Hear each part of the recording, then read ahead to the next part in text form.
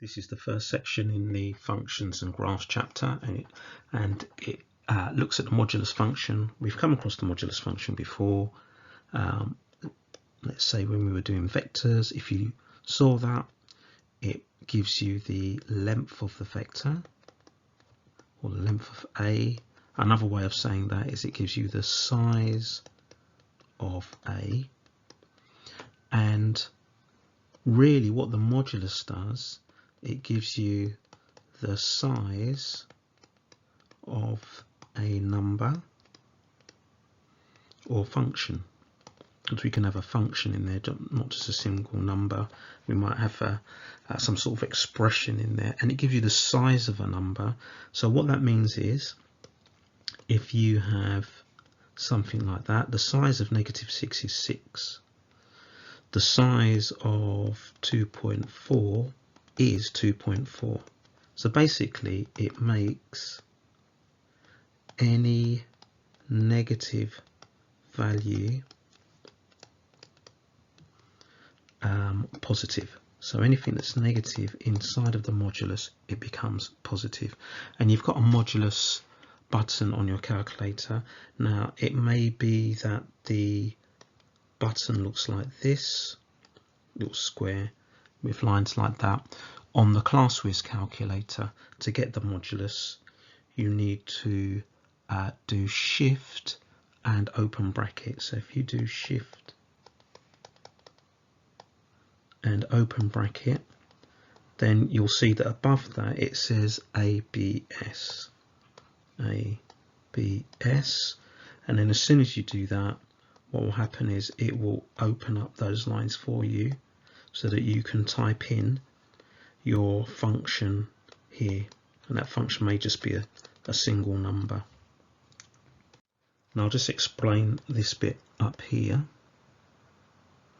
So if we have a function and we put it in a modulus, if that function gives a positive value, then actually this remains unchanged. So if I have a function in here, I work out its value and it's positive. So if it's greater than or equal to 0, greater than or equal to 0, so we're treating 0 as positive, then actually its value remains unchanged. Yeah, because basically it's going to keep it the same, like just like the 2.4 remains unchanged. So we could say here that this is going to be the same as the original function, whatever that value was. Yeah, that's if it's positive. But let's say we worked out f of x, our function, and it was negative. So it was less than 0. Then what's going to happen is the modulus is going to change its negative value into a positive value. So what you could say is actually that what you're going to get out is a negative sign in front of your original function, because if this is negative and you put a negative sign in front of it, then it makes it positive. So if the value of your original function was -4, then negative 4 makes positive 4, you'll get positive 4 out. So any negative value of your function, basically you do a negative of that, which changes it into a positive. So here all we need to do is to work out what the modulus does. So the first one's just going to be 2. I'm going to write -2, it's going to be 2. B will just be 6.5. In C, we're going to work out what the value of that calculation is. So we've got 1/3 minus 4/5. So if we're going to subtract those fractions, we want the same denominator. So we'll get 5/15 minus 12/15. So that will give you -7/15. and then applying the modulus, we'll just get a value of 7/15 positive. So our answers here, here and here, so nice and easy, those ones. Right, now here what we need to do, we're just going to put the number 5 into our function and see what we get out. So f of 5 basically means we're going to do 2 times 5 minus 3 plus 1, and we're going to work out what that gives us. So in the modulus, that's going to give us 2 times 5, 10 minus 3, which is 7. So basically got 7 plus 1. So that's just going to give you 7 plus 1 like that, which is 8. So the modulus keeps the 7 the same. If we look at b, we now put -2 in. So you've got 2 times -2 minus 3 in the modulus and then plus 1. So in the modulus you're going to get -4 minus 3, which is -7, -7 plus 1, which is 7 plus 1, which is 8. So it's interesting that the values of f of 5 and f of -2 give you the same answer, give you the same value. And the last one we're going to look at is c. So this time we put 2 times 1 in minus 3 plus 1, and we're going to get 2 times 1 is 2 minus 1, so we'll have -1 or -1 in the modulus plus 1, so it just becomes 1 plus 1, which is 2. So notice that the value of x, the input, can be negative as it is here, but the what's in the modulus, once you work it out, will always become positive. So your input can be negative, but the output from the modulus will always be positive. Yeah, and in fact with this calculation, it's not going to be possible ever to get a negative answer, because you're always going to have a positive value from this modulus, and then you're going to be adding 1 to it. So whatever number we put in, whether it's negative or positive, in this particular example, the output is always going to be a positive number. Now we need to be able to sketch the graphs of modulus functions, and we'll start with the first type here, where we're trying to sketch the graph of y equals the modulus of f of x. So we've got a function and we put a modulus around the function. Now what does that do? Well, the input x can be positive or negative. Yeah, so you can put a positive number in for x, but the output will always be positive. So you can put in a value of x which is negative, but the number that comes out, y, will always be positive. Okay, so y is always going to be positive. So let's think about this. You're drawing a graph. Let's see here they've got the graph of y equals x. So x can be positive or negative, that's no problem. But you see where the graph goes down here, we've got negative values of y. What the modulus is going to do is going to make all those negative values of y positive. So they're going to be the same value, the same size, but a different sign. So actually the graph's going to go up like this. And you can see that on this diagram. That was the original graph, and it got flipped up above the x-axis. So the technique to this, if we want to draw these types of graphs, so to draw or sketch the graph of y equals modulus of f of x, we reflect any parts of the graph below the, that's important, below the x-axis to points above the x-axis. So you're basically reflecting in the line or reflecting in the x-axis, but only the part of the graph that's below the x-axis,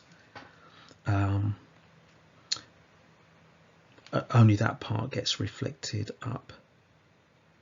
Right, so let's do this one here. So when you do it, always start by drawing the original graph and then draw your reflection. So here's going to be the graph of y equals 3x minus 2.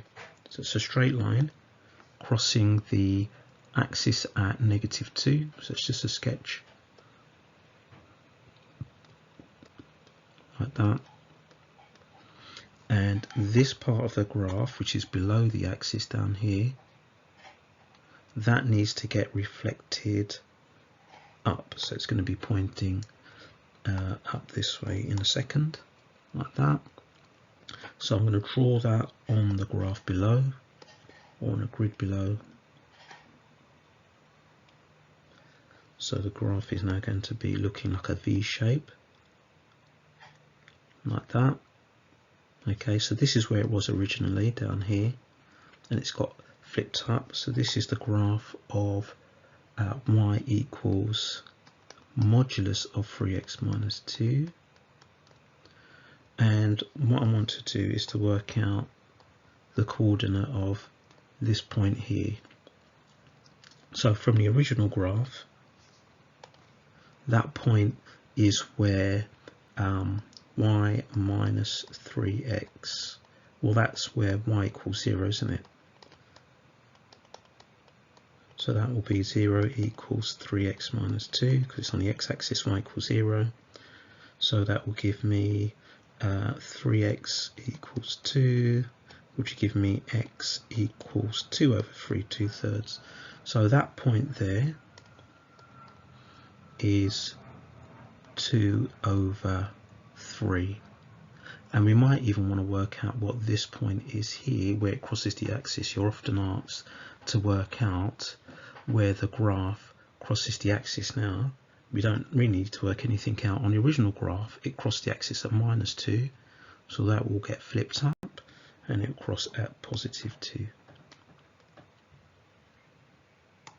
So before we do this, let's think about what this question is actually asking. It's saying that when you work out 2x minus 1, the modulus of that, well, it could have been 5. 2x minus 1 could have been 5. Yeah, and that modulus of 5 is 5. Or it could have been that 2x minus 1 could have been -5, and then the modulus will make it positive. So can you see that we've actually got two equations that we need to solve? One where the contents of the bracket gives you an answer which is positive, and one where the contents of the bracket gives you a value which is negative. Now, the way that we're going to do these questions is use this method so that we get all the solutions. So we replace the modulus sign with, first of all, a bracket with a plus sign there. So that would represent, for example, when this gives you a positive number. And then we'll replace it with brackets and a negative sign to show that actually what was in here could have given you a negative. So replace the modulus sign with plus sign and brackets, a minus sign with brackets, and then once we've done that, we then solve the two equations, because we'll have two different equations. So 2x plus 1, oh sorry, 2x minus 1, plus sign there. I don't really need the plus sign, but it's just to show you like the two methods. So that's just going to be 2x minus 1 equals 5, 2x equals 6, so x equals 3, so the solution number 1. Over here we're going to do the same thing, but with 2x minus 1 equals 5. We can expand a bracket, so or even move the minus sign across. So we get negative 2x plus 1 equals 5. So that's negative 2x equals 4, which means x equals negative 2. So there's our other solution. So the method is replace the modulus sign here with brackets and a plus sign, or just with brackets, because that doesn't really make any difference, or with just brackets, and then also replace with brackets and a negative sign, solve the two equations, you get your two solutions. And in an exam, if you've got time, plug in 3, check that the modulus of that answer gives you 5, plug in negative 2, check the modulus of that number also gives you 5. So these modulus equations tend to have two solutions. So we're going to use the same method here. So where we've got the 3x minus 5, we're going to replace it with plus sign and brackets, and we're going to do the same thing over here, but with a minus sign and brackets.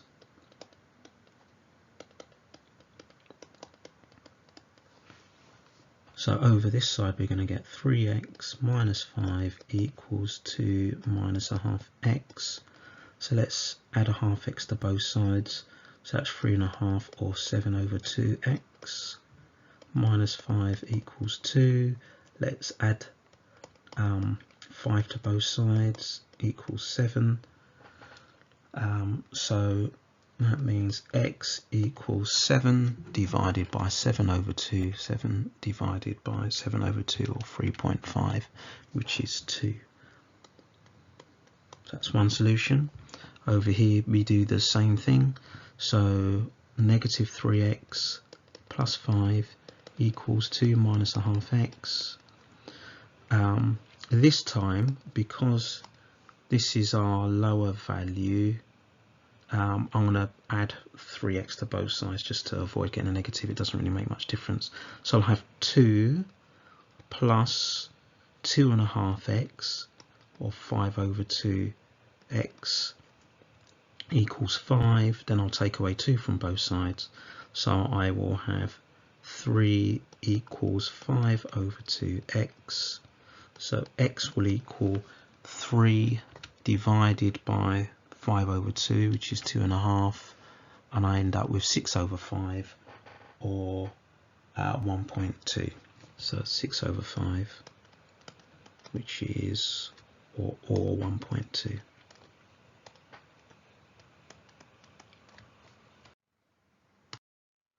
And this example here, same technique.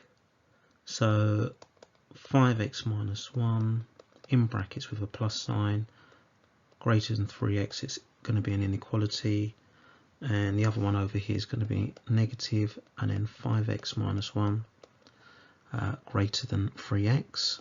So let's start with this one over here. So we've got 5x minus 1 is greater than 3x. So we'll take away 3x from both sides, so 2x minus 1 is greater than 0. We'll add 1 to both sides, so 2x is greater than 1. X is greater than a half. Solution number 1. Over here we'll have negative 5x plus 1 is greater than 3x. We will take away 3x from both sides. Actually no, we will add 5x to both sides. So we'll have 1 is greater than 8x. We'll just spin that around, and if you do that, don't forget to spin around the sign. We divide both sides by 8, and we'll get x is less than an eighth. So there's our solution for that. So now you should be able to do exercise 2A on pages 26 to 27 of the textbook.